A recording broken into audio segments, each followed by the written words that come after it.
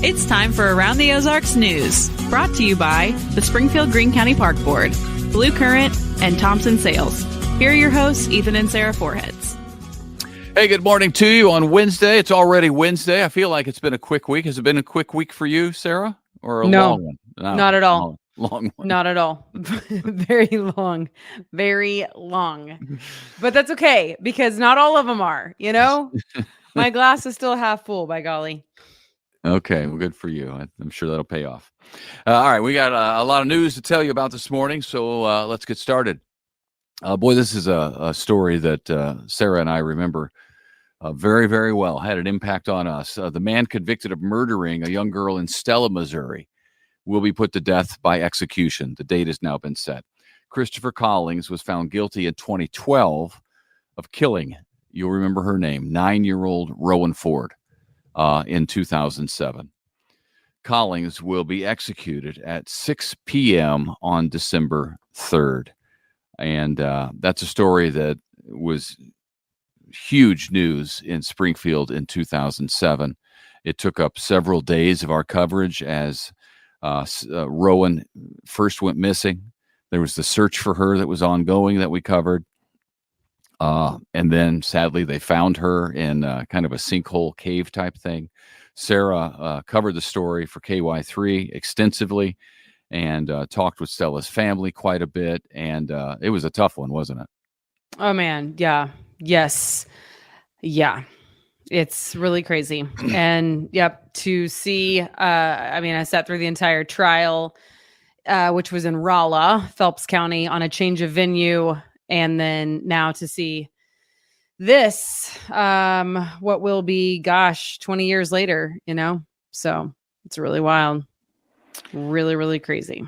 Yeah, it is. It was a horrific story. And when people ask us what's the story that from our time in news that stuck with us the most, that this is the one we say, because there were two occasions during the coverage of that, the trial and Rowan's funeral, when Sarah was live on TV covering it and got emotional, and people still remember that when that happened, and talk to us about that, because that doesn't happen very often. But this is a story that really hit close to home. For sure. Yeah. Okay. So finality will be coming here in December. Missouri voters have their work cut out for them in November. Big election, as you know. We could almost guarantee that. I don't think I could almost guarantee. I can guarantee the turnout's going to be huge. That's because lots of things, but 3 big initiative petitions are on the ballot. The issue of abortion and whether it should be made a constitutional right in the state of Missouri will be on the ballot for voters to decide. The issue of whether or not to legalize sports gambling in the state of Missouri will be on the ballot. And the issue of minimum wage and paid sick time will also be on the ballot. So those are 3 big issues that voters will be deciding. And then there's also a presidential race that is currently underway that voters will be deciding, and a governor's race in the state of Missouri that we will be voting on. So lots to vote on in November. And when it comes to the governor's race, Missouri Secretary of State Jay Ashcroft, who just lost in the primaries on the Republican side, has endorsed the Republican primary winner, that is Lieutenant Governor Mike Kehoe. Kehoe will face off against Democrat nominee Crystal Quaid of Springfield. So, it is set. It will be a lot of people showing up to vote, and we'll tell you when the no, what is it? No, you don't have to. No reason for early absentee voting or early voting. Yeah. Yep. It's basically early voting. It's no excuse absentee ballots. That's what you can do. It's basically early voting in person at the clerk's office. We'll tell you when that starts up, because maybe you could beat the crowd that way. I don't know. I tried that one year, and there was a bigger crowd there than was at the election site. So, and then there's a big ribbon cutting. This is you. Go ahead. I was going to Tomorrow, just do the yeah, whole big thing. ribbon Yeah. cutting tomorrow for Legal Services of Southern Missouri, the nonprofit.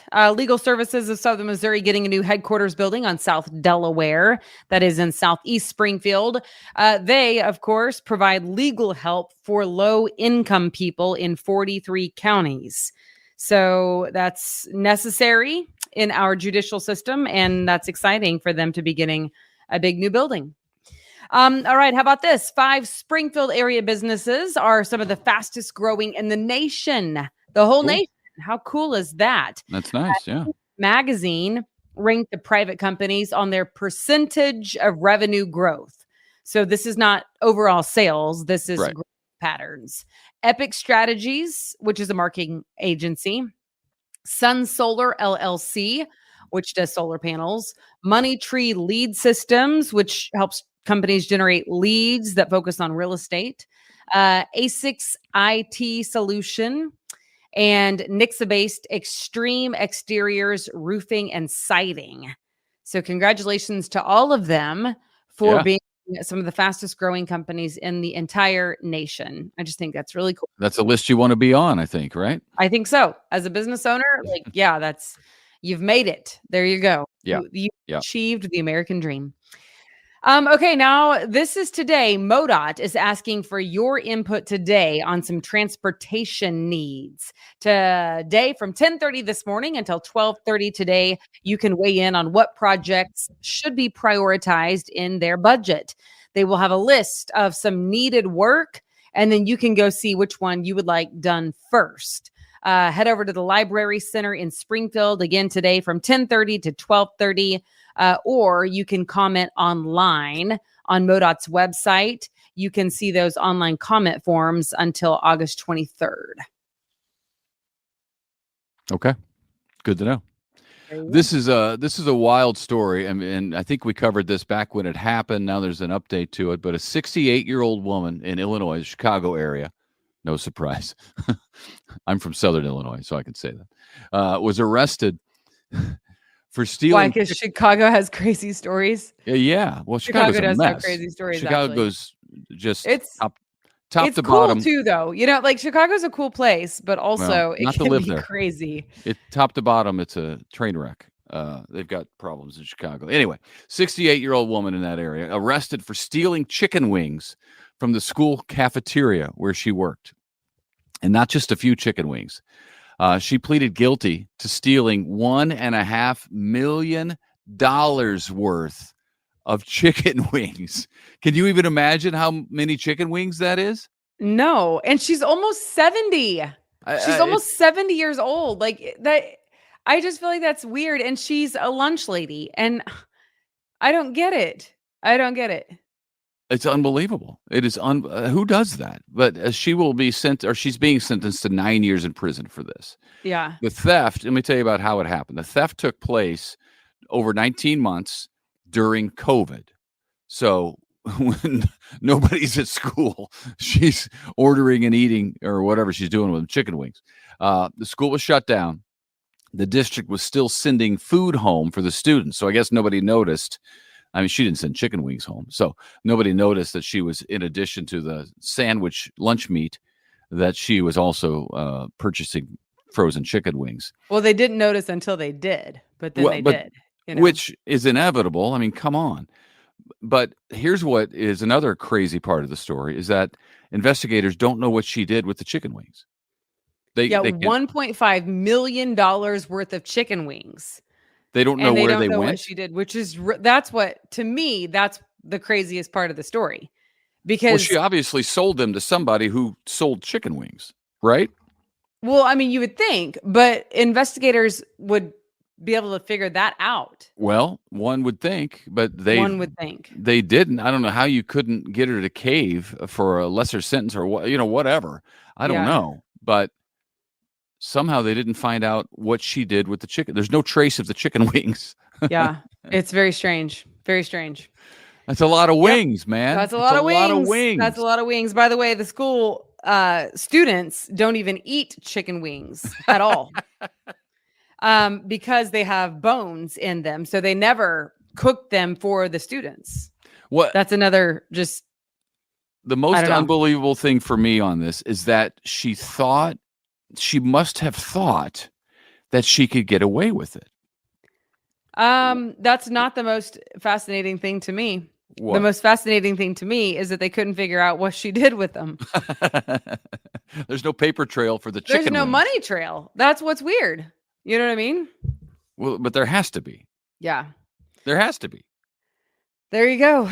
That's It's the story. unbelievable. Yep. The good news is this didn't happen in Springfield or even in the state of Missouri. Right. So this is fun for you, or at least in my childhood, I went to a few of these. This Friday, Saturday, and Sunday, there's a big swap meet happening at the Ozark Empire Fairgrounds E-Plex. More than 2,200 swap meet spaces and 343 car corral spaces are filled.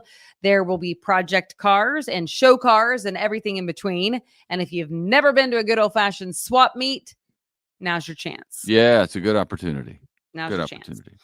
Also on Saturday, there's a free back to school bash at the Springfield Raceway. General admission is free that day, along with they'll have hot dogs, shaved ice. You can watch some dirt track racing and get some cool prizes and enjoy your last weekend before back to school. Yeah, because that's what, Monday, Tuesday? Monday. No, Monday. That is Monday. Wow. Yeah. That's crazy. So summers seem to go by so quickly these days. I mean, I remember them as a kid. It seemed like they flew by, but now they literally fly by. I mean, it's nuts. It feels like we didn't even have a summer. Yeah. Did it even get warm? It was never that bad, was it? We did have a stretch when it was really hot. Yeah. But it didn't last for all that long because that typically doesn't last that long for us in summer. Yeah. All right. Well, thanks for joining us. We appreciate you listening, and we hope to see you back here tomorrow morning. We do indeed. So thanks for listening. Thanks for watching. See you tomorrow. Bye.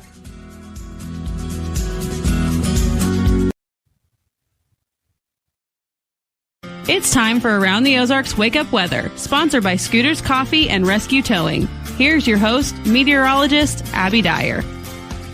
Good morning, everybody. Welcome to your Wednesday. It is yet another active start to the day here in the Ozarks with flooding concerns once again.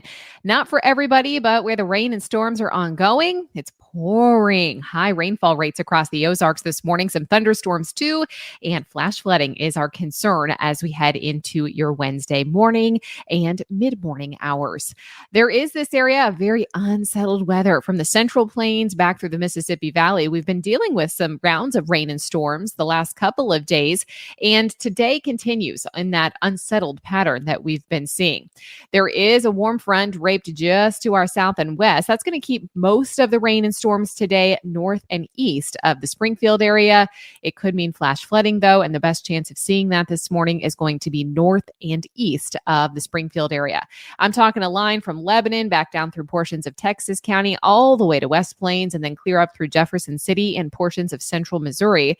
It will be kind of a small area that receives the heavy rain this morning, but anywhere from 2 to 4 inches of rainfall is falling. And there could even be isolated spots that see higher totals than that. You get 5 inches of rain in one morning. It's way too much, too fast. So do watch out for flash flooding this morning, especially if you're traveling north and east of the Springfield area. Otherwise, temperatures, well, they're going to be hot by later today. So if it's not raining this morning in your town, take advantage of these nice cooler temperatures. We're starting out near 70 degrees, but I have a high temperature forecast in Springfield of 93. Heat index values will be in the triple digits. It is just going to be a scorcher out there. High humidity. We've had some unsettled weather and some not so pleasant weather for back to school week in many places. And we are now talking about temperatures that are going to be pretty brutal. Still feeling like summertime this afternoon.